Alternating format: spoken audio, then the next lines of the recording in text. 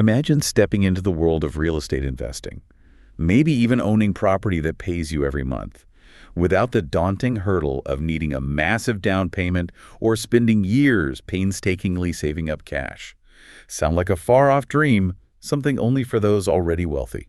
It really does, doesn't it? It's the classic picture. Real estate investing immediately makes you think of, well, huge bank accounts, right? And needing hundreds of thousands ready for down payments, closing costs, maybe big renovation budgets. It just feels incredibly out of reach for, the average person. Absolutely.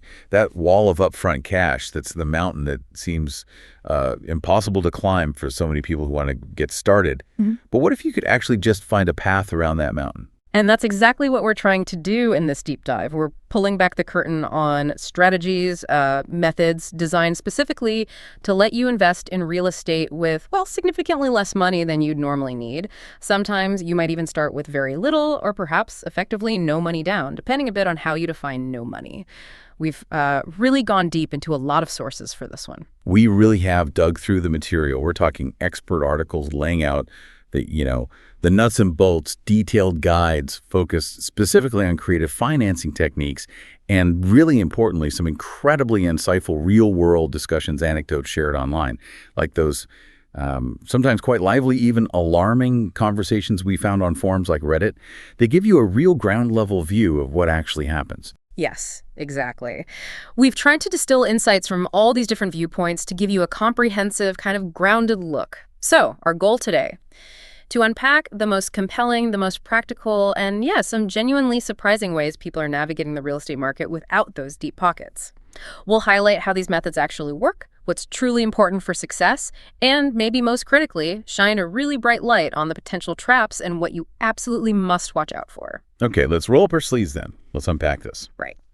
So, let's start by setting the stage, acknowledging that huge challenge you mentioned: the big chunk of upfront cash needed for traditional real estate investing. When you talk about buying rental properties the usual way, lenders typically see them as, well, higher risk than the home you live in. Why is that? Seems straightforward enough. Well, statistically, people are just far less likely to default on the mortgage for the roof over their head compared to an investment property. If the market turns south or, tenants disappear, walking away from an investment is, financially speaking, an easier decision than losing your home. Right. Yeah, your own shelter is always priority number one. An investment property, even if it's important financially, it's a different calculation if things get tough. Precisely. And because lenders perceive that higher risk, they demand a bigger financial cushion from you, the investor. So that usually means a down payment of 20%, sometimes even 25% or more. Plus, you've got closing costs, easily another 2% to 5% of the purchase price. And then you need cash for initial repairs, maybe renovations, and definitely some reserves stashed away for vacancies or unexpected maintenance. It adds up incredibly fast. So that initial barrier isn't just the down payment itself. It's kind of this whole constellation of costs surrounding it. It can feel totally insurmountable if you're not starting with a pretty hefty savings account already. It really can. But the core idea, the thread we've seen woven through all our sources, from the structured guides to the messy real-world stories, is that you don't always have to tackle this problem head-on with just your own saved cash.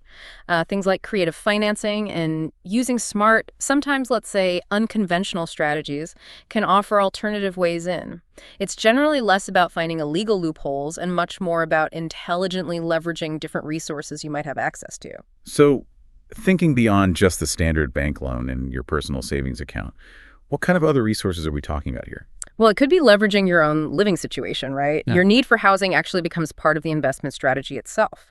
Or it could involve using other people's money through partnerships, online platforms, or specific types of loans designed for this. Or quite often, actually, it's about applying sheer hustle, deep market knowledge, and maybe some creating deal structuring to find opportunities and make them work with minimal cash out of your own pocket. So the goal isn't always having the cash yourself, but finding ways to access it. Or maybe structure the deals differently, or substitute your own effort and knowledge for that capital. Exactly. It's about recognizing that capital isn't just cash in the bank. It can also be leverage, relationships, information, or, good old-fashioned sweat equity. All right, let's dive into our first big category then. This feels like maybe one of the most accessible starting points for a lot of people. Strategies that leverage your own living situation. This is about investing where you already are, or maybe cleverly planning where you're going to live next. Yeah, this approach is incredibly popular, especially for, say, first-time buyers or folks just dipping their toes into the investment world, mainly because it often lets you tap into more favorable financing options, the ones designed for homeowners, not just investors. And the absolute cornerstone strategy here, the one everyone talks about, strategy number one, house hacking. Yes, house hacking. The basic concept is pretty straightforward. You buy a property that has more than one potential living space. So think a multi-unit building like a duplex, triplex, or even a fourplex. Or it could even be a larger single-family home with spare bedrooms, or maybe a basement suite you can rent out. The key thing is you live in one of those units or rooms yourself. Okay, so you're not just a landlord in this scenario. You're an owner-occupant and a landlord basically under the same roof, or at least on the same piece of land. Precisely. And this is where the little or no money down aspect really comes into play powerfully. Because you are designating this property as your primary residence, you become eligible for owner-occupied mortgage products. Probably the most well-known is the FHA loan, which is backed by the government, and it allows down payments as low as just 3.5% of the purchase price. 3.5%, that's huge. It is. And if you happen to be an eligible veteran, you might qualify for a VA loan, which remarkably often allows for a 0% down payment. Wow. Okay, 3.5% or even 0% down compared to the 20% or 25% we just talked about for a pure investment property. That is a massive, massive difference in the cash you need up front. It's a truly game-changing difference for a lot of people. And critically, these owner-occupied loans typically come with lower interest rates compared to loans for investment properties. Again, because, as we discussed, the lender sees less risk when you're living there. So you get into the property with significantly less money out of pocket and at a lower borrowing cost. Okay. Then you fill up those other units or rooms with tenants. What's the financial goal once they're in? Right. So the financial magic potentially happens when the rental income you collect from the units you aren't living in is enough to cover your entire mortgage payment. That's principal, interest, property taxes, and insurance, often called PITI, plus your other operating expenses. Things like setting aside money for maintenance, potential repairs, and factoring in a cushion for when a unit might be empty for a bit. Wait, so you mean the tenants are essentially paying for your housing costs and the cost of owning this investment property? Ideally, yes. That's the goal. One source pointed out that the potential for rental income to cover all ownership expenses, including an allowance for vacancy, is really the ultimate aim. If you hit that, your personal housing expense drops dramatically, maybe even to zero. And at the same time, you're building equity in the property because the mortgage is getting paid down mostly by your tenants, and you also benefit from any potential property appreciation over time. That is incredible leverage. You're basically getting your living expenses covered while you acquire an asset that's hopefully going up in value. It's a powerful financial accelerator, no doubt. Right. One of the sources we looked at breaks down a couple of classic types. You've got the single-family home roommate scenario. Pretty simple. You buy a house, rent out the spare bedrooms. The main trade-off there is privacy, right? You're living in close quarters with your tenants. Yeah, got to be comfortable sharing the kitchen, maybe. Exactly, but the financial benefit can be huge. That source gave an example where, say, your total housing cost is $3,200 a month. If you have 3 roommates each paying $1,000, suddenly your personal out-of-pocket housing expense is only $200 a month. That's a phenomenal saving. Yeah, the price of remembering to wear pants to the kitchen is significantly reduced housing costs. Seems like a fair trade for some. Right. And then there's the multifamily approach. So buying a duplex, triplex, or fourplex, you live in one unit, rent out the others. This generally offers more separation and privacy than the roommate model, but the core financial principle is exactly the same. Live in one, rent the rest, and aim to have the tenants cover most, if not all, of the costs. Okay, so it builds equity fast, gives you real landlord experience right away, and drastically cuts or even eliminates your personal housing bill. What are the downsides? What are the risks involved? Well, the most obvious one is just the reality of living with tenants or having them right next door. It means managing personalities, setting boundaries, dealing with noise, handling maintenance requests. One source specifically mentions tenant risk, dealing with late rent, potential property damage, or just difficult people. It happens. And vacancy risk seems critical here, too. If a unit sits empty longer than you budgeted for, that hole in your projected rental income comes directly out of your pocket, right? It messes up the whole calculation you relied on. Precisely. Which can lead directly to the risk of negative cash flow. That's where the income you're bringing in simply doesn't cover all the expenses, and you find yourself having to subsidize the property from your personal funds. You absolutely need realistic income projections and a financial buffer just in case. Now, that Forbes article on house hacking brought up something really interesting about protecting yourself legally, specifically using an LLC. Can you unpack that? Yes, this is a really important nuance. Setting up a limited liability company, an LLC, to actually hold the title to the property is often recommended for asset protection. The idea is it helps create a legal separation between you personally and the property itself. So if a tenant were to, say, slip and fall and decide to sue, the lawsuit would theoretically be against the LLC, potentially shielding your other personal assets like your savings or another property. Okay, that makes sense for liability protection. But the source mentioned a specific tax consideration that's crucial for house hacking. Yes, and this is where it gets really interesting, and it really highlights the need for careful planning, maybe even professional advice. When you house hack, part of the property is your personal primary residence, right? But the other part is essentially a rental business.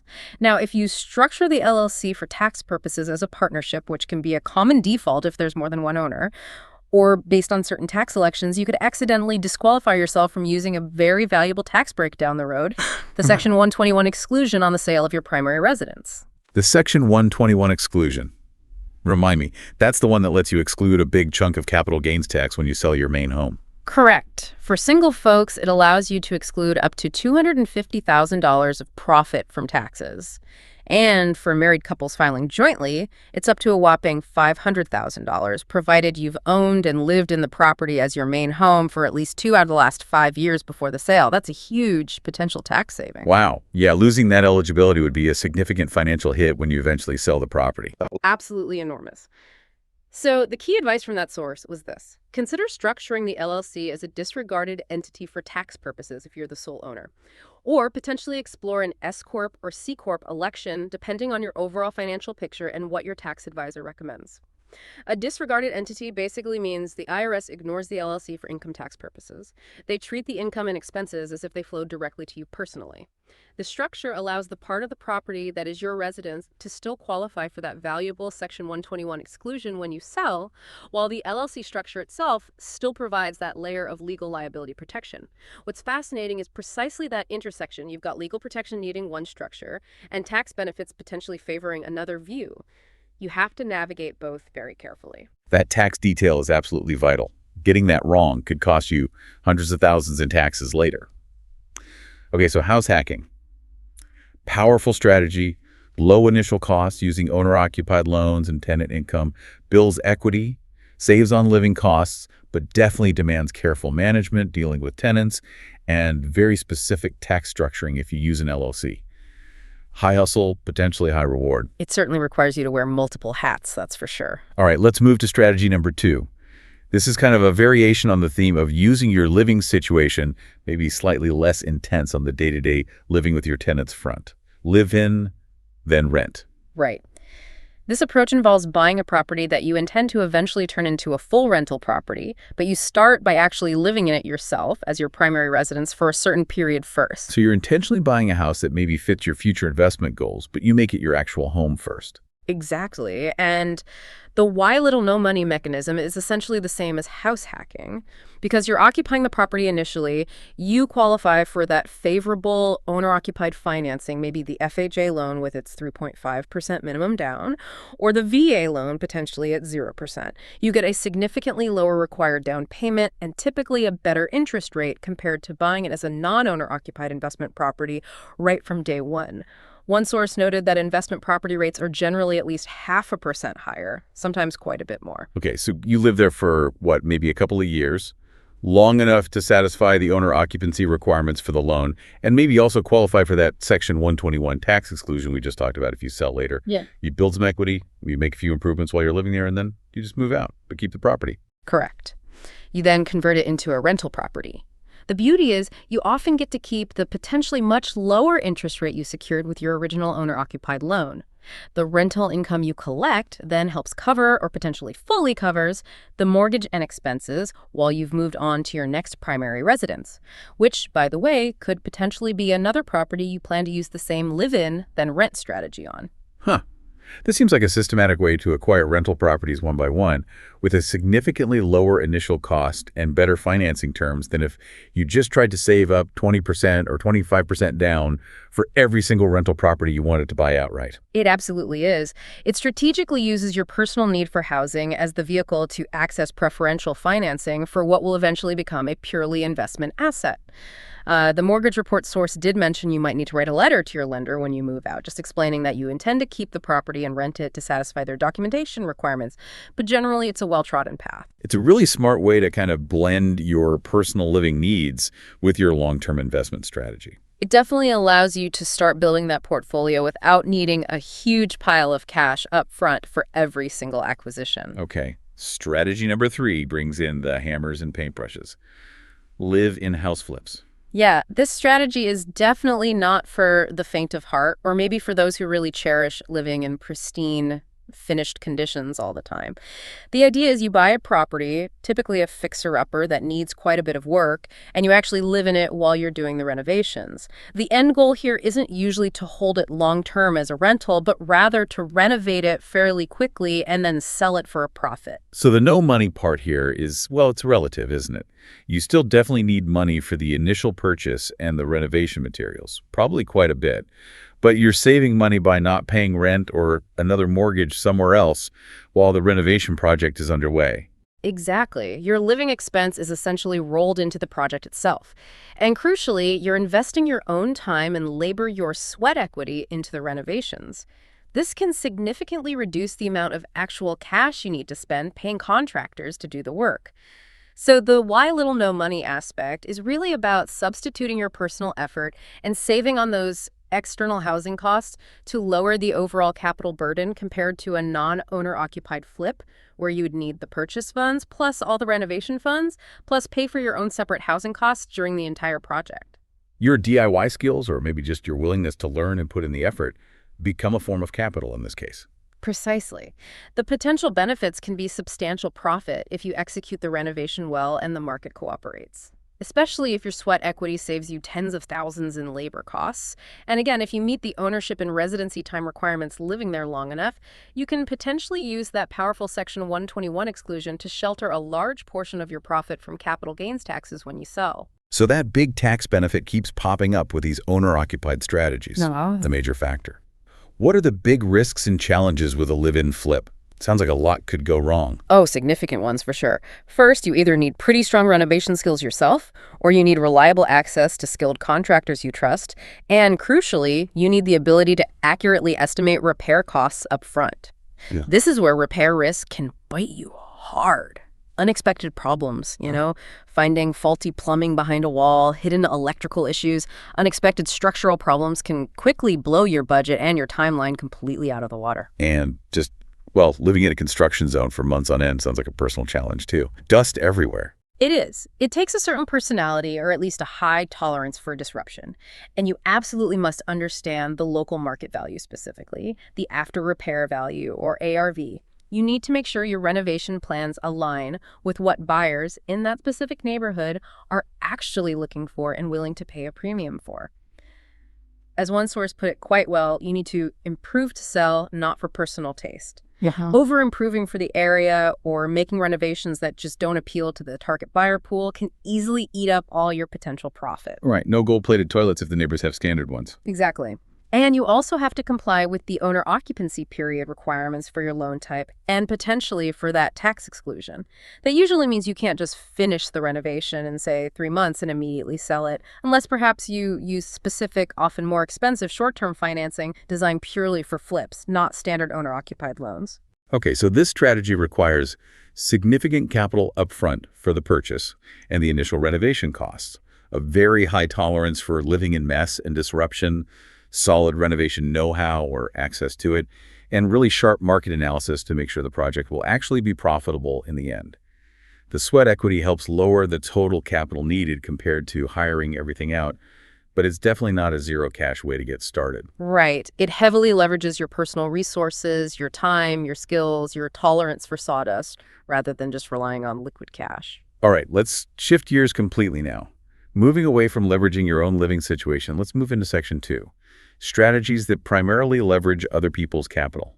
This is really about getting involved in real estate investing by utilizing funds from other investors or institutions, sometimes without even needing to own the physical property outright yourself. Yeah, this category often appeals more to folks who want to be more passive investors or maybe people who just want exposure to the real estate asset class without taking on all the direct responsibilities of being a property owner or a landlord. Okay, strategy number 4, real estate crowdfunding. This was also mentioned in one source as a type of creative financing. What's the deal here? Yes, crowdfunding platforms have really popped up in recent years as a way for lots of smaller investors to basically pool their money together online to fund much larger real estate projects. These could be things like commercial developments, big apartment buildings, or even portfolios of single-family rental homes that are all professionally managed by a central company. How does this work for someone who doesn't have a lot of money to invest? Well, that's the beauty of it. These platforms significantly lower the barrier to entry. Instead of needing, hundreds of thousands or even millions to participate in a large deal directly, you can often invest relatively small amounts. Some platforms we saw mentioned have minimum investments as low as $10. Fundrise was one example cited. Essentially, you become a fractional owner in a specific project, or maybe in a larger pool of projects. Or sometimes you're effectively lending money to a real estate developer and receiving interest payments back. So you're not buying an entire office building yourself. You're buying a tiny slice of the financial structure related to that building, or maybe a whole portfolio of properties. Exactly. It gives you access to larger, potentially more sophisticated real estate deals that you could probably never fund on your own. It offers diversification pretty easily across different projects, different types of properties like retail, office, industrial, residential, and often across different geographic locations too, which helps spread your risk. And it's typically a very passive investment. Professionals handle the property management, the project development, all of that. You, as the investor, just receive returns. These often come quarterly and can be a mix of income, like dividends. Fundrise was mentioned as historically earning around 8–9% before their 1% annual fee, and potential appreciation in the value of the underlying assets. Other platforms mentioned were Arrived Homes, which lets you buy shares in individual rental properties, and Happy Nest, focusing more on commercial real estate. Even platforms like Roofstock came up, although that seems more geared towards buying an entire turnkey rental property online, which usually requires significantly more capital than these fractional models. Okay, so the benefits seem clear. Low barrier to entry, access to potentially large or professionally managed deals, easy diversification, passive income potential. What are the drawbacks or risks? Well, the primary drawback is control. You have very little, if any, direct control over the investment decisions or the day-to-day management of the property. You're really relying entirely on the expertise, the track record, and frankly, the integrity of the platform itself and the developers or managers they choose to partner with. There's also platform risk. What happens if the company running the crowdfunding portal goes under? And liquidity risk is a big one. While it's easier to get into these investments than buying a whole property, getting your money out quickly isn't always easy. These are typically not as liquid as, say, a publicly traded stock or a REIT. You might face restrictions on withdrawals, penalties for exiting early, or you might have to wait for the underlying project to sell. So it's a way to add real estate exposure to your investment portfolio without the landlord headaches, maybe starting with just pocket change. But you definitely trade away control and easy liquidity for that convenience. It absolutely democratizes access to certain types of real estate investments that were previously off limits to most individuals. Okay, closely related to crowdfunding, and maybe even more accessible for many, is strategy number 5. Investing in real estate investment trusts, or REITs. The Near Right source we looked at had some excellent detail on these. Right. REITs are basically companies that own, operate, or sometimes finance income-producing real estate. They operate across a huge spectrum of sectors. Think apartment buildings, shopping malls, office towers, hotels, industrial warehouses, data centers, healthcare facilities, even things like timberlands or cell phone towers. The key is that they pool capital from countless investors, just like a mutual fund does, to acquire and manage these large portfolios of real estate assets. And the little or no money angle here, how does that work? Well, most REITs, especially the large ones, are traded on major stock exchanges, just like regular stocks, think Apple or Microsoft. So you invest simply by buying shares of the REIT. This means you can usually buy shares through any standard brokerage account or through mutual funds or exchange-traded funds, ETFs, that specialize in REITs. And importantly, you can often hold these in your retirement accounts like IRAs, 401k, or the government's TSP, which the NAR source specifically highlighted. You don't own the physical property directly. You own shares in the company that owns potentially hundreds or thousands of properties. Minimum investments can be extremely low, potentially just the price of a single share, which could be $20, $50, $50. Or if you're investing via a fund, maybe a few $100s, like the $500 minimum mentioned for a Fundrise REIT, or even less now with many brokerages offering fractional share investing. So if I can afford to buy a share of common stock in a tech company for, say, $50, I could probably buy a share in a company that owns a bunch of shopping malls or apartment complexes for a similar amount. Exactly. The accessibility is incredibly high. And the Narrate source pointed out several major benefits. First, high liquidity. Because most REITs trade on public stock exchanges, you can generally buy and sell your shares easily during market hours, which is a stark contrast to physical property or even many crowdfunding investments. Second, diversification. A single REIT share gives you instant exposure to a potentially vast portfolio of properties, often spread across different locations and property types. And third, passive income. REITs have a special legal structure that requires them to distribute a large percentage of their taxable income, typically at least 90% back to shareholders in the form of dividends each year. This often results in relatively high dividend yields compared to many other stocks. Yeah, that high dividend yield is often a major attraction for income-focused investors. Mm. And didn't NORAD also mention something about them historically having a low correlation with the broader stock market? Yes, that's another potential diversification benefit for your overall investment portfolio. Because REIT performance is tied to the underlying real estate assets as much as the stock market, adding them to a mix of stocks and bonds can potentially help reduce the overall volatility of your portfolio. Narrate actually suggested an optimal allocation of somewhere between 5% and 15% of your total portfolio towards diversified real estate, potentially through REITs, for this reason. Okay, they sound like a very accessible, very liquid, and highly diversified way to get exposure to real estate without any of the property management hassles. What are the risks with REITs? Well, they are still subject to market risk. Their share prices fluctuate daily with the overall stock market sentiment and also with the perceived health of the specific real estate sectors they invest in. For example, if people worry about online shopping hurting malls, retail REITs might suffer. Performance also obviously depends heavily on the quality of the REIT's management team and their decisions.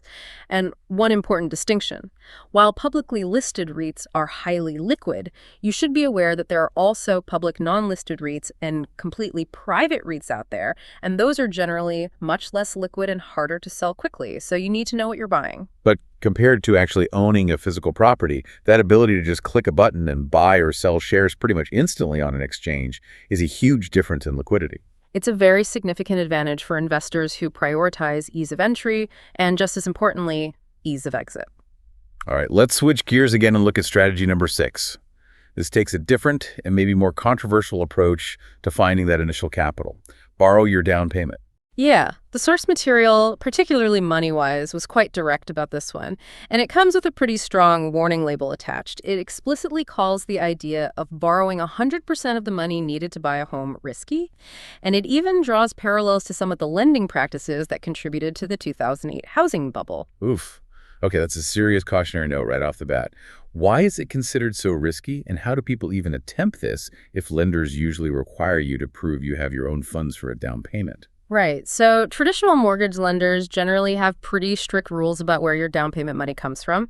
They usually require the funds to be seasoned, meaning they've been sitting in your bank account for a while, maybe 60 to 90 days, and they need to originate from acceptable sources. That typically means your own savings, documented gifts from close family members, or certain approved down payment assistance programs.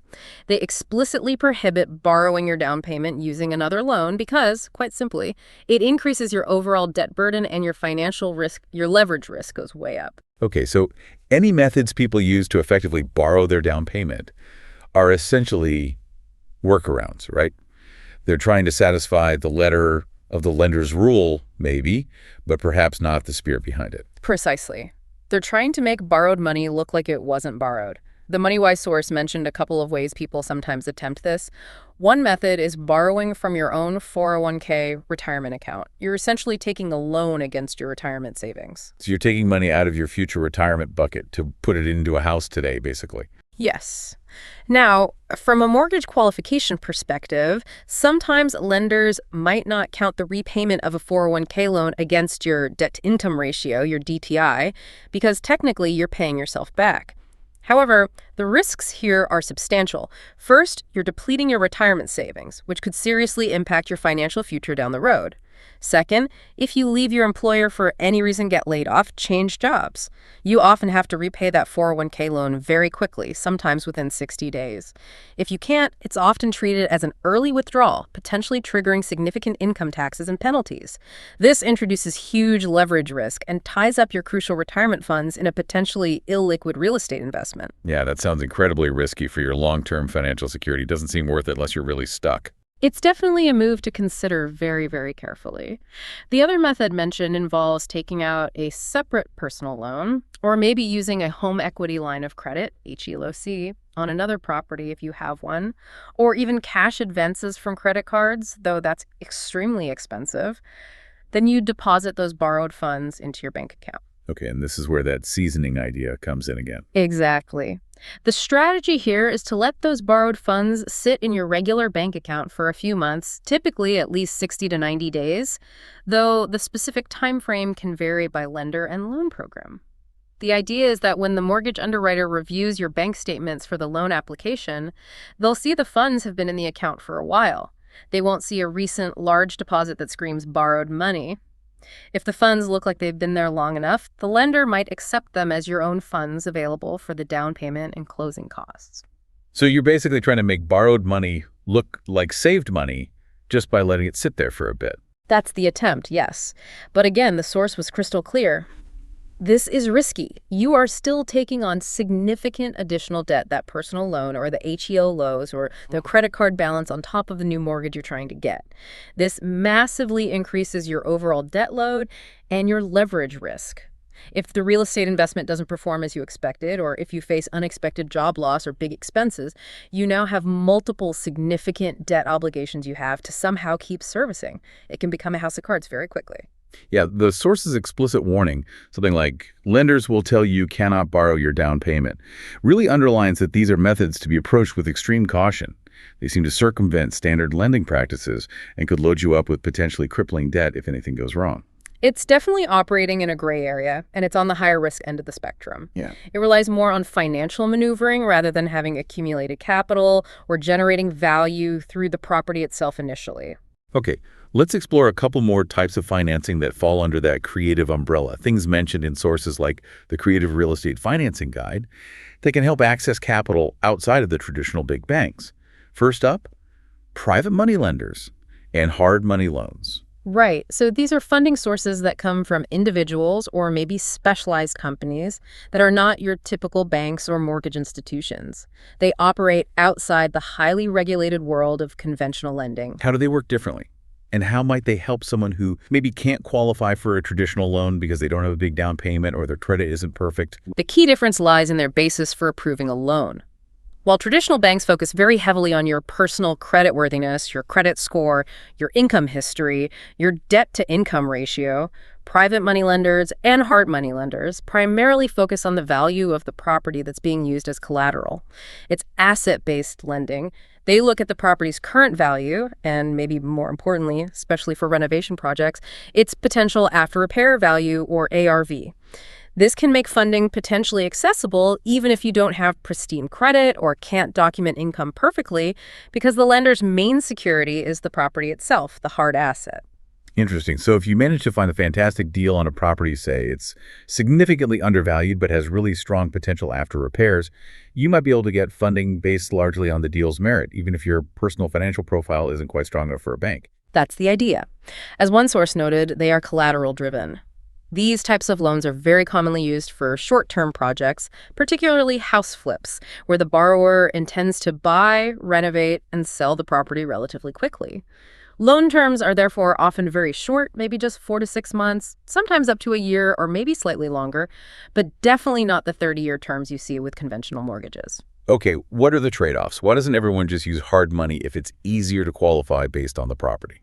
The cost is significantly higher than traditional financing. Interest rates are much, much higher, often well into the double digits, think 10%, 12%, 15%, or even more annually. On top of the high interest rate, they also usually charge points upfront. A point is typically 1% of the total loan amount, and lenders might charge anywhere from 1 to 5 points or more just to originate the loan. So 3 points on a $100,000 loan means you pay a $3,000 fee right at the beginning. And while the required down payment might be lower than a traditional investment property loan, it's usually not zero. A hard money lender might lend, say, up to 65% or 75% of the property's after repair value.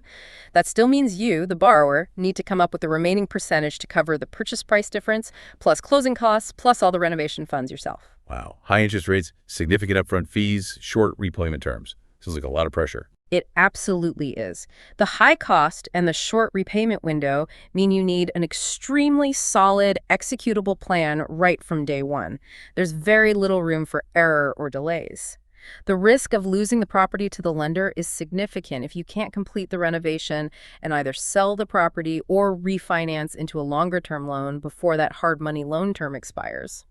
One source also mentioned that some hard money lenders might even require additional collateral beyond the subject property, like equity you have in another property you own, further increasing your risk. And generally, these loans are less regulated than traditional bank loans, so the terms can be less borrower-friendly. Okay, so they're definitely a tool, a way to access capital based more on a deal's potential than your personal finances, but they are expensive, high risk, and probably best suited for experienced investors who have very clear exit strategy and a high degree of confidence they can execute their plan very quickly. They finance the deal more than they finance the borrower, but they absolutely come at a premium price and carry significant risk. Got it. Another powerful way mentioned to leverage other people's capital, and also often listed as a type of creative financing, is forming joint ventures. What does that entail? Right. So joint ventures, or JVs, in real estate basically involve two or more individuals, or maybe even companies, teaming up to pool their resources together for a specific real estate project or deal. How does this help someone who has little or no cash to bring to the table? This is where the synergy happens. You might be the person who has the skills, the time, or the knowledge, but you lack the capital. So you partner with someone who does have the capital but maybe lacks the time, the deal-finding ability, or the renovation expertise. You bring other valuable resources to the partnership. This could be your knack for finding great off-market deals, the deal flow. It could be your deep knowledge of a specific local market. It could be your construction or renovation expertise providing sweat equity. Or maybe it's your property management skills. So instead of one person needing to have all the cash, all the skills, and all the time, you combine different people's strengths to make the deal happen. Exactly. As described in some sources, it's like teaming up. One partner might bring the financial backing, the cash. The other partner brings the execution capability, the know-how, the hustle. This structure allows both parties to participate in deals that maybe neither of them could do entirely on their own. You can potentially access larger, more profitable projects. You share the financial burden up front, and you also mitigate risk because it's spread across the partners. Profits and losses are then shared based on an agreed-upon structure that reflects each partner's contribution, whether that contribution was cash, time, expertise, or finding the deal. It sounds like a really natural fit if you have the hustle, the knowledge, or the skills, but you're just lacking that initial capital injection. What are the potential downsides or things you really need to watch out for when setting up a JV? This strategy absolutely, positively requires clear, comprehensive, and legally sound agreements drawn up right from the very beginning. You need to explicitly define everything. Each partner's specific roles and responsibilities, their financial contributions, cash, loans, guarantees, exactly how profits and losses will be calculated and distributed, who has decision-making authority on different matters, and crucially, clear exit strategies. What happens if one partner wants out early? What happens if the project goes sideways? What are the terms for dissolving the venture? Potential for disputes is incredibly high if expectations and responsibilities aren't crystal clear and documented legally from the start. And sharing control also means you lose some of that unilateral decision-making power you'd have if you were investing alone. Yes, absolutely. Important decisions typically require agreement among all the partners, which can sometimes slow things down or lead to compromises. And the Creative Real Estate Financing Guide specifically added a note of caution about entering into joint ventures with close friends or family members. While it can work, financial disagreements have a nasty habit of putting a significant strain on personal relationships. So you need to go in with eyes wide open and maintain professional boundaries. That's very sound advice. Mixing money and close personal connections always requires extra diligence and super clear professional agreements. It's a powerful way to overcome the capital barrier by leveraging relationships and diverse skill sets. But getting the human element and the legal structure right is absolutely critical for success and sanity. All right, let's transition now to Section 3. These are strategies that primarily leverage hustle, knowledge, and deal structure. These methods aim to minimize the need for traditional capital by relying heavily on your ability to find great opportunities and structure the transactions in creative ways. Yeah, these are often very active strategies. They require significant effort, networking, and market savviness upfront, but they can indeed be started with very little, sometimes practically zero, personal financial outlay. Okay, strategy number 8. Wholesale properties to investors. What is wholesaling? Wholesaling is essentially acting as a middleman or maybe a matchmaker in real estate transactions. Your job is to find distressed properties. These are often houses needing significant repairs or properties owned by highly motivated sellers. Think people facing foreclosure, dealing with an inherited property they don't want, probate, or landlords who are just tired and want out. You find these properties, negotiate a purchase price that's significantly below the current market value, and you get the property under contract. But here's the key. Your goal isn't to actually buy it yourself. Your goal is to quickly find another investor, typically a house flipper who wants to renovate and resell it, or maybe a buy-and-hold landlord looking for a new rental property, and then you sell or assign your purchase contract to them for a fee. Okay, wait. So you never actually buy the property yourself. You never take title, never have to get a mortgage, never have to swing a hammer or deal with tenants. You're basically just selling the right to buy the property that you secured under contract. Exactly. That's the core of it. The why little to no money aspect is precisely that. You don't need a down payment. You don't need renovation funds. You don't even need to qualify for a loan to close on the property in most cases. Your profit comes entirely from the fee you charge the end buyer, the flipper or landlord, for assigning them your rights under the purchase contract. Sources mentioned typical wholesaler assignment fees ranging anywhere from $5,000 to $15,000, and sometimes significantly more, even up to $25,000 or $30,000 on really good deals where there's a lot of profit potential for the end buyer. Wow.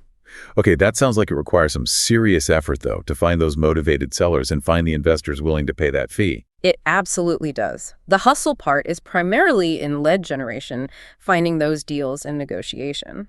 One source, Deal Machine, gave some insights into how wholesalers find these opportunities. Things like driving for dollars, which literally means driving around neighborhoods looking for houses that look distressed, vacant, or neglected. Also, targeted direct mail campaigns sent to specific homeowner lists, like absentee owners or people late on taxes, cold calling potential sellers, networking heavily with real estate agents, contractors, attorneys, and other investors.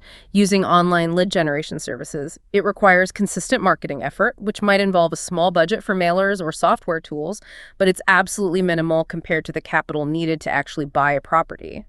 What are the main benefits of taking this wholesale approach? The biggest benefit is very low financial risk, simply because you're not actually buying or holding the property yourself for any length of time. You generally don't need loans, you don't have to deal with the headaches and costs of renovations, and you certainly don't manage tenants. It can be a relatively quick way to generate cash, although the income stream is often inconsistent. It's also an absolutely excellent way to learn your local real estate market inside and out, understanding values, repair costs, neighborhood trends, and to build a really valuable network of contacts with both sellers and active cash buyers. The Deal Machine source also mentioned a technique called a double closing or simultaneous closing, where if needed, you can facilitate the deal by scheduling 2 closings back-to-back on the same day. Use the end buyer's funds to close your purchase from the original seller and then immediately turn around and close the sale to the end buyer. This further minimizes your need for upfront capital. So you're literally just acting as the conduit, passing the baton from the motivated seller to the ready investor, and taking a fee for making that connection and securing the deal at a good price initially. What are the risks involved in wholesaling? The main risks are centered around knowledge and execution. You absolutely need strong market knowledge to accurately estimate the property's after-repair value, ARV, and the likely renovation costs. This is crucial for determining what price constitutes a genuinely good deal for your end investor.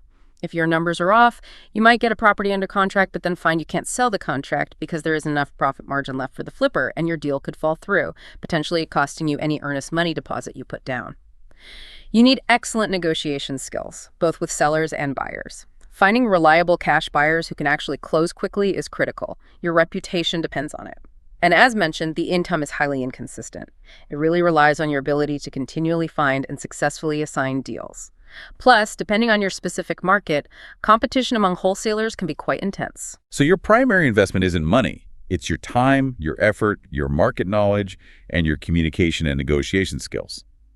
High hustle, low capital requirement, but potentially volatile income. It's essentially pure sales and deal making, just within the real estate context. Okay, even lower risk, perhaps, and requiring even less financial input initially, is strategy number 9, being a bird dog. Yeah, the term bird dog comes from hunting, right? The dog's job is just to find the birds and point them out to the hunter. In real estate, a bird dog does something similar. They find potential investment deals, usually distressed properties or signs of motivated sellers for other active investors like wholesalers or flippers, and they get paid a finder's fee if the investor successfully closes on that deal. So as a bird dog, you're not even getting the property under contract yourself, you're just spotting potential opportunities. Exactly. Your role is purely as a lead generator. You identify properties that look like they might be good investment opportunities, often by doing that same driving for dollars, looking for houses with boarded up windows, overgrown lawns, eviction notices, signs of neglect that might indicate a motivated seller. You gather some basic information, maybe snap some photos, jot down the address, perhaps do some preliminary online research if you can, and then you pass this lead along to an investor in your network who you know is actively buying properties in that area. And if that investor pursues the lead and eventually buys the property based on the information you provided, they pay you a finder's fee. That's the model. You get paid for bringing them a viable lead that turns into a closed deal. The MoneyWise source suggested a typical finder's fee might be around $1,000 per successful deal, although this is definitely negotiable and depends heavily on the quality of the lead you provide and the eventual profitability of the deal for the investor who buys it. So this has got to be the ultimate no money down strategy, right? Financially speaking, yes. Your capital requirement is effectively zero. The benefits are clear. It's the absolute lowest financial risk entry point into the real estate world. There are no contracts to sign, usually, no loans needed, no renovations to manage, no tenants to deal with. It's purely about observation, maybe a bit of investigation, and crucially, networking. What are the main requirements or risks then, if any? Well, you need to develop a keen eye for what actually constitutes a potential deal in your specific market. It's not just any old house. You need to learn to recognize the signs of distress or potential seller motivation that experienced investors look for. And you absolutely need to cultivate a network of active real estate investors, wholesalers, flippers, landlords who trust the quality of your leads and are genuinely willing to pay you a finder's fee for them. Your income potential is obviously limited to these relatively small finder's fees, which are much smaller than what a wholesaler or flipper might make on the same deal. And your income is entirely dependent on the investors you work with actually being able to close the deals you find for them. If they can't perform, you don't get paid, even if it was a great lead. So it's pure lead generation and networking. Requires really keen observation skills and the ability to build solid relationships with active buyers. Your knowledge of what those specific investors are looking for becomes your primary asset in this role. Okay, let's circle back slightly to strategy number 7, which we listed earlier, but it fits logically here in this section focused on creative deal structuring. This is the master lease option, MLO. Right. The MLO is generally a more complex strategy, and it's often applied to larger properties. Think small apartment buildings, maybe commercial properties, rather than single-family homes typically. It involves 2 key components. First, you enter into a lease agreement for the entire property from the owner. Second, combined with that lease, you secure an option agreement that gives you the exclusive right, but not the obligation, to purchase the property at a pre-agreed price within a specific time frame, maybe 3 to 5 years out. Okay, so you don't actually own the property yet, but you gain operational control over it through the master lease. Correct. You effectively step into the owner's shoes in terms of managing the property. You find the tenants for the individual units, you collect the rent, and you become responsible for paying all the property's operating expenses. This typically includes covering the owner's underlying mortgage payments, the property taxes, the insurance, and all the maintenance and repairs. As part of the agreement, you also pay a pre-negotiated lease payment directly to the owner, which might be a fixed amount each month or perhaps a percentage of the rents you collect. And the why little no money initially part, how does that work? You gain control of a potentially valuable income-producing asset without having to come up with the enormous capital sum that would be required to purchase it outright today. Your initial costs might involve paying an option fee to the owner for securing that right to purchase later. This fee might be non-refundable, or sometimes it can be credited towards the purchase price if you exercise the option. You might also need some upfront working capital for minor repairs, marketing to find tenants, or covering initial operating costs. But typically, these upfront costs are far, far less than a traditional down payment on a property of that size. Then, ideally, you generate positive cash flow from operating the property. The difference between the total rent you collect from all the tenants and all the expenses you pay out, including the owner's mortgage and your lease payment to them. This cash flow can build up over the term of the lease. And that accumulated cash flow, maybe combined with market appreciation or improvements you make that increase the property's value, helps you eventually gather the funds needed to exercise your option to buy the property at that pre-agreed price. That's precisely the goal. The positive cash flow you generate and save provides the funds you can use towards the down payment or full purchase price when you decide to exercise your option. One source mentioned the well-known story of investor Brandon Turner using an MLO to get control of an apartment building early in his career. He apparently saved up the rent differential over time to eventually buy the property. Importantly, no ownership title actually transfers to you during the lease term. You just have operational control and the contractual right to buy it later. So you're essentially leveraging operational control and future purchase rights, funded primarily by the property's own income stream, to get into a larger deal you couldn't possibly afford to buy conventionally today. What are the main risks or challenges with an MLO? Sounds complex. It is a sophisticated strategy, no doubt. It requires really strong property management skills to ensure the property operates profitably and actually generates the positive cash flow you need to meet all your obligations and save up for the eventual purchase. Finding good tenants, managing vacancies effectively, and handling repair costs efficiently are absolutely crucial. The master lease and option agreements themselves need to be meticulously drafted by experienced attorneys to cover all possible contingencies. You also need to remember the owner still retains significant risk. If you fail to make the underlying mortgage payments or manage the property poorly, it's their credit and asset on the line, as the mortgage is still in their name. However, your purchase price is locked in by the option agreement, which does protect you from the risk of significant market appreciation driving the price way up before you're ready or able to buy. This definitely requires significant operational know-how, careful financial management, and solid long-term planning. It's much more involved than just finding a distressed single-family house or connecting a seller with a buyer. It's really about controlling and operating an asset effectively over a period of time with the ultimate goal of acquiring ownership down the road. Okay, now we absolutely need to address a strategy that, based on our sources, particularly the Reddit thread we reviewed, sparks intense debate and seems to carry significant, even severe risks, especially for one party involved. This is subject to investing. Yes. Subject to investing, often called sub-2, is a method of acquiring property where the buyer takes over the ownership, they get the deed, and starts making payments on the seller's existing mortgage. Here's the critical part. The mortgage itself, the actual loan obligation, remains legally in the original seller's name and continues to show up on their credit report. Okay, let me make sure I understand that because it sounds unusual. The buyer owns the house, the title, the deed is in their name, but the seller is still the person legally on the hook with the bank for the mortgage. Precisely. That's the defining characteristic. The buyer takes possession, manages the property, and hopefully makes the monthly mortgage payments directly to the lender, but the original loan documentation and the ultimate legal responsibility for that debt remain tied to the seller. The primary appeal for the buyer is that they can acquire the property without having to qualify for a new mortgage themselves. This can potentially allow them to bypass the often lengthy and stringent loan application process, avoid many closing costs associated with a new loan, and, perhaps most importantly, get into the property without needing a traditional large down payment. The upfront payment made to the seller, if any, might be much smaller than a standard down payment, maybe just enough to cover whatever small amount of equity the seller has, plus the closing costs for the deed transfer. Okay, so for a buyer, particularly one who might have trouble qualifying for a conventional mortgage due to credit issues or lack of documented income, it can seem like a much faster, lower-cost way into property ownership. That's certainly the potential benefit often highlighted for the buyer. Proponents of the strategy might also list some potential benefits for the seller, especially a distressed seller.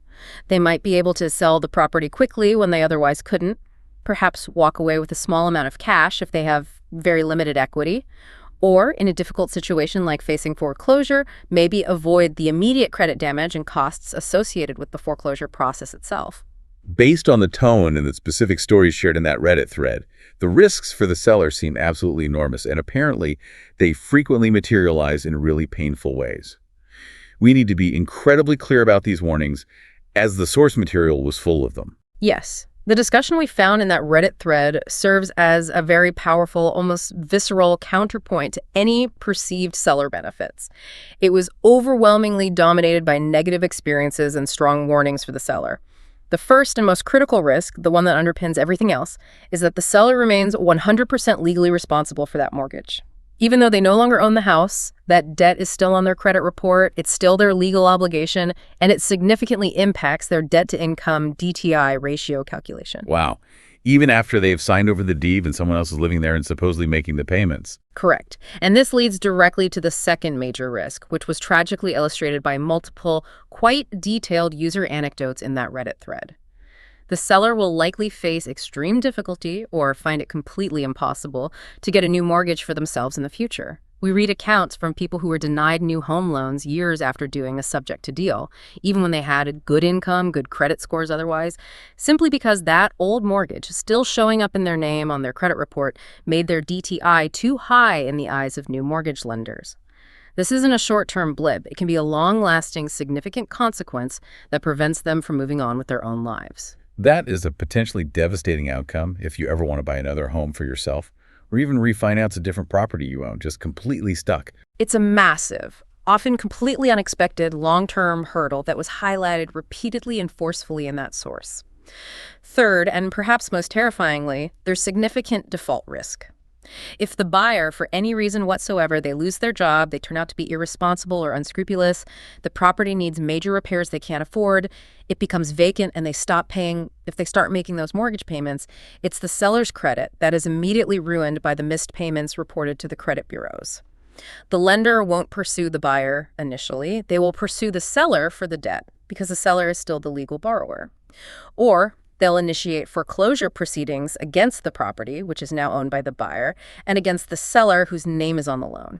So the seller is completely on the hook, financially and reputationally, for the buyer's potential failure or irresponsibility. Absolutely, 100%. One user in the thread mentioned the theoretical protection of having a deed in lieu of foreclosure agreement, or maybe a performance deed prepared up front, which supposedly allows the seller to get the house back relatively easily if the buyer defaults.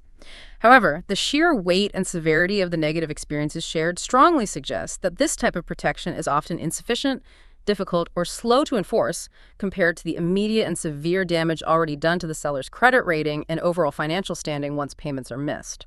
And doesn't this whole strategy also brush up against the due on sale clause that most mortgages have? Yes, this is another major lurking risk in the background. Most conventional mortgages contain a standard due on sale clause. This clause explicitly gives the lender the right to demand the immediate repayment of the entire outstanding loan balance if the property is sold or ownership is transferred without the lender's prior written consent. Doing a subjective transaction almost always involves not notifying the lender about the transfer of ownership, because if they were notified, they would typically require the new buyer to formally assume the loan or qualify for a brand new loan anyway, which defeats the purpose for the buyer. While one Reddit user claimed that experienced lawyers can structure and close these deals in a way that isn't fraudulent, the reality is that circumventing the lender's knowledge and consent is inherent to the strategy's appeal for the buyer.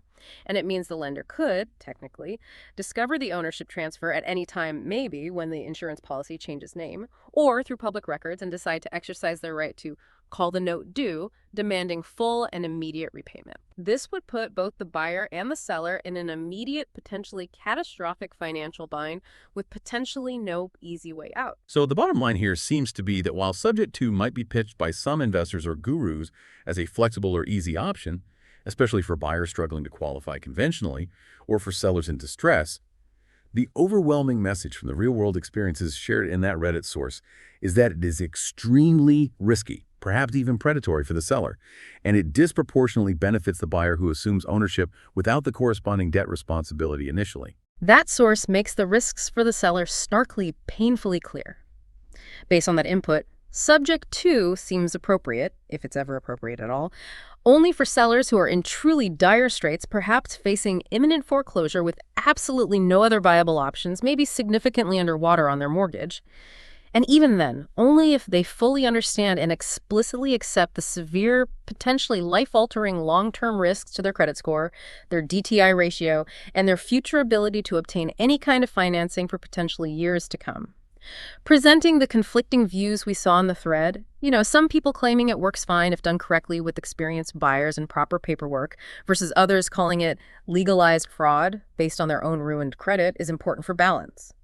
But the severity and prevalence of the warnings for the seller cannot possibly be overstated, as they were the dominant and most impactful message coming from that real-world discussion. It requires extreme caution, full transparency, and a complete, almost pessimistic understanding of the significant liabilities you are potentially leaving behind with the seller long after you've taken ownership. Due diligence here is absolutely paramount, particularly ensuring the seller understands the full, unvarnished potential ramifications before agreeing to this type of deal. Okay, well, let's shift now to Section 4, focusing on a strategy that is heavily rehab-focused and specifically designed for scaling a portfolio over time. The BRRRR method, this is an acronym, right, standing for Buy, Rehab, Rent, Refinance, Repeat. That's right. BRRRR, often pronounced just like the cold sound, burr, is a very popular and powerful strategy for building a rental property portfolio, potentially quite quickly. However, it is absolutely crucial to understand right up front. This is not generally a no money down strategy, especially not for your first deal in the cycle. Okay, so walk us through how it works and clarify why it typically requires significant initial capital to get started. Sure. The process follows the acronym. First, you buy a distressed property, usually one that needs significant repairs, which allows you to purchase it at a discount compared to market value. Second, you rehab the property. You invest money and often time and effort to fix it up, bring it to a desirable rental standard, or maybe even better, thereby increasing its market value substantially. This is often called forcing appreciation. Third, once the renovation is complete, you rent it out to qualified tenants, turning it into an income-producing asset and stabilizing its operation. Fourth, after the property is rehabbed and rented, typically after a seasoning period required by lenders, maybe 6 months, you refinance the property. This is usually a cash-out refinance where you get a new, longer-term loan based on the property's higher after-repair value, ARV, not the original purchase price. Because the ARV is hopefully much higher than your total investment, purchase price plus rehab costs, you can often pull out a significant amount of tax-free cash equity from the property during this refinance. Fifth, you take that cash you pulled out from the refinance and you repeat the entire process using that money as the down payment and renovation funds for your next distressed property purchase. Okay. So the goal is to use the equity you created through the forced depreciation, the value added by the rehab work, to fund your next acquisition and renovation. This allows you to scale your portfolio potentially without needing to save up a whole new chunk of personal savings for each subsequent deal. Precisely. The equity harvested from completing one BRR cycle becomes the seed capital for starting the next one. But, and this is the critical point for people looking for truly no-money strategies, that very first step, the initial buy and rehab of the first property in your BR journey, requires a sizable chunk of startup money, as the MoneyWise source explicitly notes. Distressed properties, the kind ideal for BRR, often don't qualify for traditional mortgage financing, especially not owner-occupied loans if you don't plan to live there. Or they might require a much larger down payment, maybe 25–30%, than a move-in ready home. You might even need to use more expensive short-term financing initially, like a hard money loan or private money we discussed earlier, just to acquire the property and fund the renovations.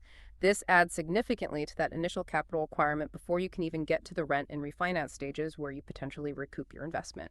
Okay, so you really need the cash for the down payment on the initial purchase, plus enough funds to cover the entire renovation project, all before you can place a tenant or get that crucial refinancing done.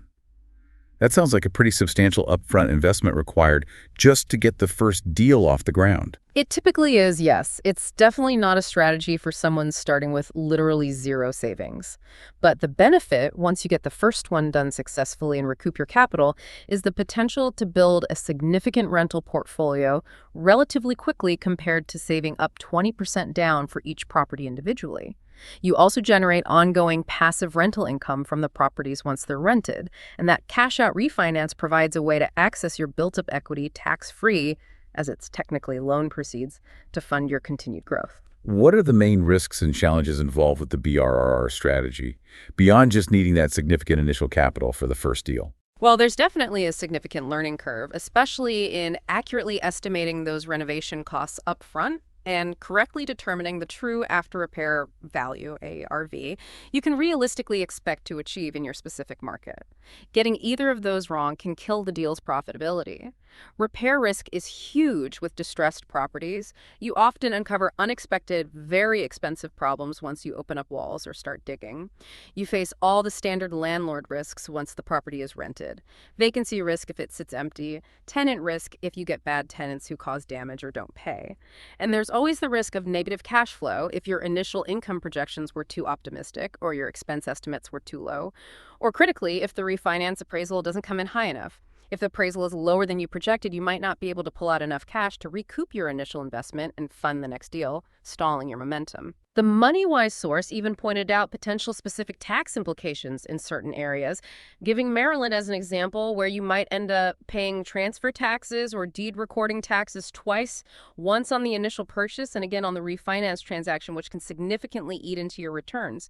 You really need to research and confirm if the BRRR strategy is viable and tax efficient in your specific local market before diving in. It sounds like a very powerful wealth-building strategy specifically designed for scaling a rental portfolio, but it absolutely requires significant initial capital for that first deal, deep market knowledge, especially regarding values and rehab costs, a high tolerance for renovation risk, and effective property management skills once it's rented.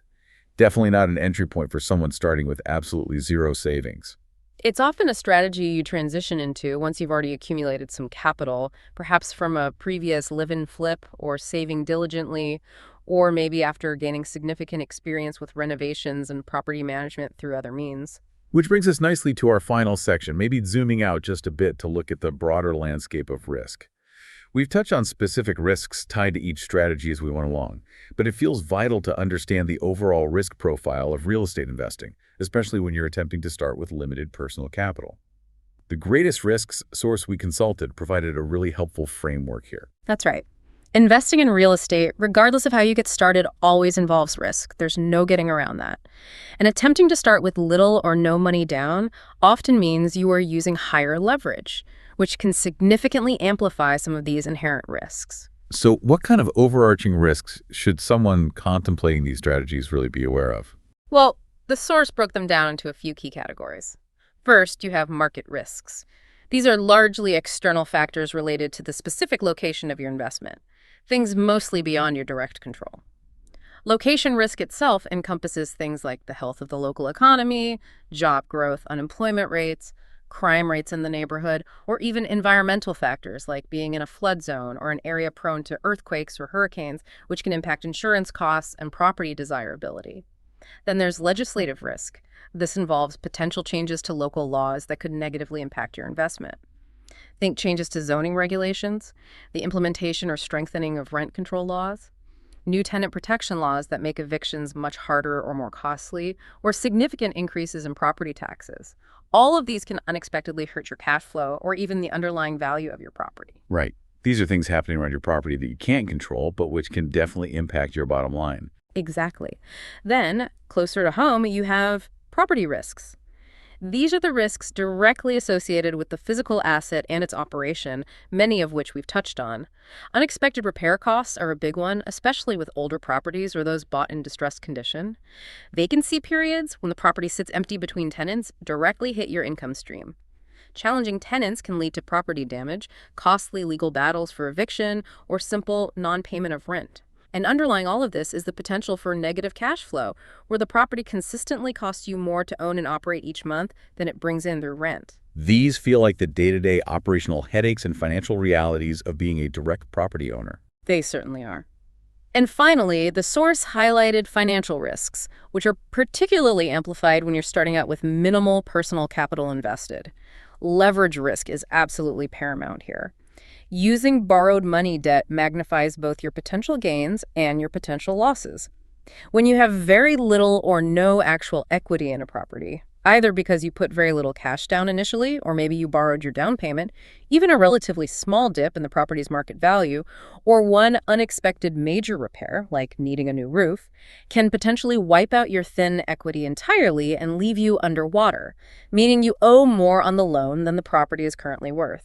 The source explicitly warned against becoming over-leveraged, suggesting perhaps aiming not to finance more than 70–75% of a property's value, although many of the low or no money down strategies we discussed necessarily involve much higher leverage, at least initially. And the other big financial risk mentioned was liquidity risk.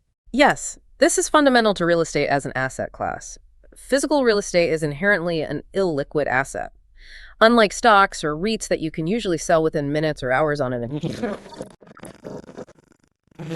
you suddenly need access to cash for some reason, maybe personal emergency, a job loss, or another investment opportunity. Selling a property typically takes weeks or, more likely, months, involving marketing, showings, negotiations, inspections, appraisals, and the whole closing process. If one of these strategies goes wrong, or if your personal financial situation changes unexpectedly, getting your capital back out of the property can be a slow and potentially costly process. So even if you manage to successfully bypass that initial cash barrier to get into a property, you still absolutely need a solid plan to mitigate all these other ongoing risks: market, property, and financial. Absolutely. The source material consistently stressed that mitigating these risks requires thorough due diligence before you ever commit to buying a property. That means detailed market research on the area, careful property inspection, often by professionals, accurate and conservative financial projections for income and expenses. And then, after you acquire the property, mitigation requires effective property management, whether you do it yourself or hire it out, rigorous tenant screening processes, and diligently building up cash reserves over time to cover those inevitable vacancies, unexpected repairs, or other unforeseen costs. Diversification, either by eventually owning multiple properties in different areas or using methods like REITs or crowdfunding to spread your risk, was also consistently highlighted as a key risk mitigation strategy in the long run.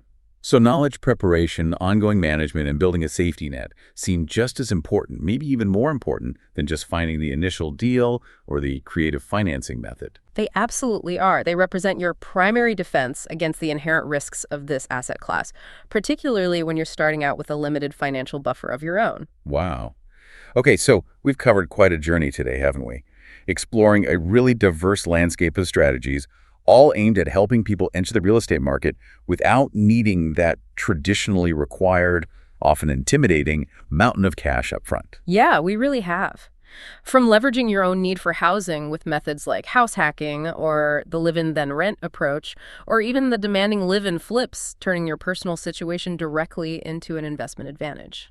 To ways of utilizing the capital of other people, either passively through accessible platforms like real estate crowdfunding and REITs, or much more actively by forming joint ventures with partners who have complementary resources. We also explored some of the more, let's say, creative financing routes, like borrowing your down payment, and we have to reiterate the significant warnings that came with that one. Using private or hard money loans, while recognizing their high cost and inherent risk, considering master lease options for gaining control of larger properties, and navigating the complexities and severe seller risks associated with subject to deals, especially highlighted by those real-world Reddit discussions. And finally, we looked at strategies that rely heavily on your personal effort, your market knowledge, and clever deal structure, like wholesaling properties or acting as a bird dog finding deals for others, or employing a rehab-focused scaling strategy like BRRRR, while understanding it absolutely requires that initial capital to truly get the ball rolling and scale effectively. I think the central and really quite powerful lesson that comes from diving into all these varied sources is this.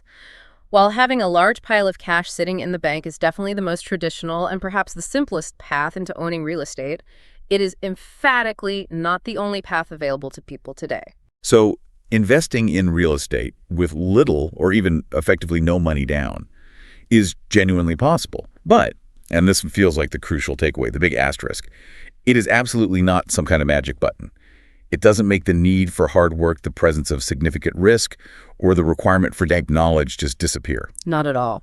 It absolutely requires creativity in finding opportunities and structuring deals. It demands detailed knowledge of your specific local market and the intricate mechanics of whichever strategy you choose to pursue. It often requires relentless hustle and persistence in execution.